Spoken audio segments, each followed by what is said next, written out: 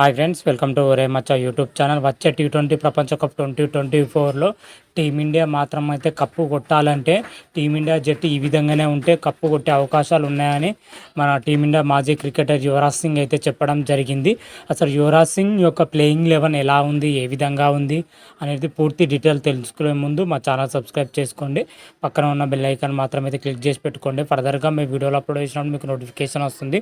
వచ్చే T20 ప్రపంచ cup వచ్చేసరికి జూన్ 2 నుంచి అయితే ప్రారంభం కానుంది. అంతకన్నా ముందు అయితే వార్మప్ మ్యాచ్ అయితే ప్రారంభం కానుంది. మన టీమిండియాకు ఒకే ఒక వార్మప్ మ్యాచ్ అయితే ఉండడం జరిగింది. జూన్ 1న బంగ్లాదేశ్తో టీమిండియాకు వార్మప్ మ్యాచ్ అయితే ఉండడం జరిగింది. వార్మప్ మ్యాచ్ అనంతరమే T20 ప్రపంచ కప్ అయితే ప్రారంభం కానుంది. ఈ T20 ప్రపంచ కప్ వచ్చేసరికి వెస్టిండీస్, అమెరికా దేశాలు అయితే ఆతిథ్యం ఇస్తున్నాయి. అయితే ఇప్పటికే T20 ప్రపంచ కప్ సంబంధించి ఐసీసీ మాత్రమైతే షెడ్యూల్ కూడా రిలీజ్ చేయడం జరిగింది.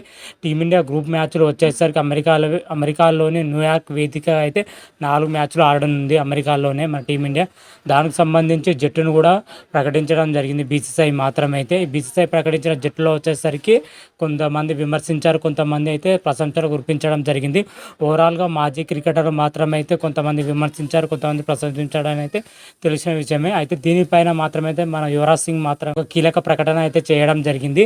వచ్చే T20 ప్రపంచ కప్లో టీమిండియా కప్పు కొట్టాలంటే టీమిండియా జట్టు మాత్రమైతే ఈ విధంగానే ఉండాలని అయితే యువరాజ్ సింగ్ ఒక ప్రిడిక్షన్ రూపంలో ప్లేయింగ్ 11 అయితే ఈ విధంగానే ఉండాలని అయితే చెప్పడం జరిగింది.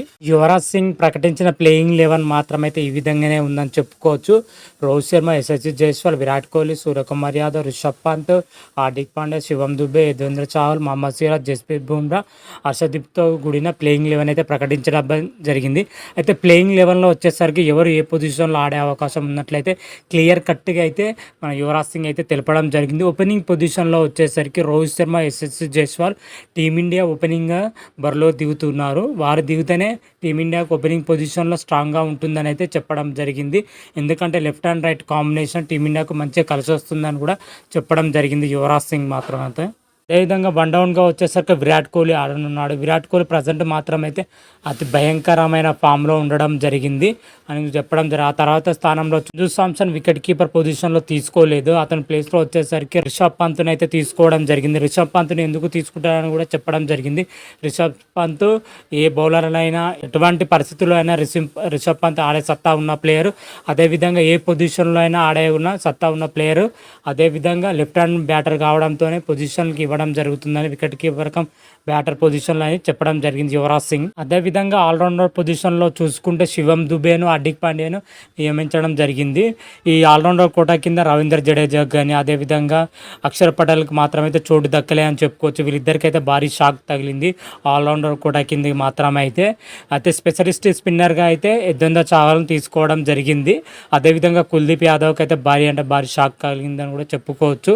అదేవిధంగా పేస్ విభాగంలో చూసుకుంటే జస్ప్రీత్ బుమ్రా, మహమ్మద్ సిరాజ్, హర్షదీప్ సింగ్లను పేస్ విభాగాన్ని పోషించనున్నట్లయితే చెప్పడం జరిగింది. ఓవరాల్గా యువరాజ్ సింగ్ ప్రకటించిన టీంలో కొంతమందికి షాక్ తగిలినా కానీ కొంతమంది అయితే ప్లేయర్కి చోటు లభించడం జరిగింది.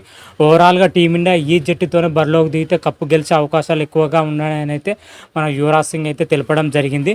మరి చూద్దాం యువరాజ్ సింగ్ చెప్పిన ప్లేయింగ్ 11 బరిలో దిగుతుందా లేదా, లేకపోతే టీమిండియా మేనేజ్మెంట్ వేరే ప్లానింగ్తో వేరే మాస్టర్ ప్లాన్తో బరిలో దిగే అవకాశం ఉందా అనేది అయితే చూడాలి.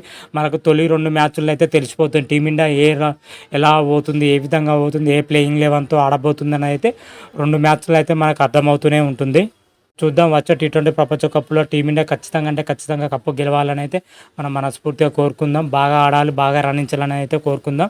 మరి చూద్దాం వచ్చే T20 ప్రపంచ కప్లో టీమిండియా ప్రదర్శన ఎలా ఉంది, ఏ విధంగా ఉంది అనేది అయితే నెక్స్ట్ వీడియోలో క్లియర్ కట్గా అయితే తెలుసుకుందాం. అంతవరకు మీకు ఈ వీడియో కానీ నచ్చినట్టయితే లైక్ చేయండి, షేర్ చేయండి. మరిన్ని వీడియోల కోసం మా ఛానల్ సబ్స్క్రైబ్ చేసుకోండి. పక్కన ఉన్న బెల్ ఐకాన్ మాత్రమైతే క్లిక్ చేసి పెట్టుకోండి. ఫర్దర్గా మేము వీడియోలో అప్లోడ్ చేసినప్పుడు మీకు నోటిఫికేషన్ వస్తుంది. రామ దేవ్ శంభో శంకర. Thank you.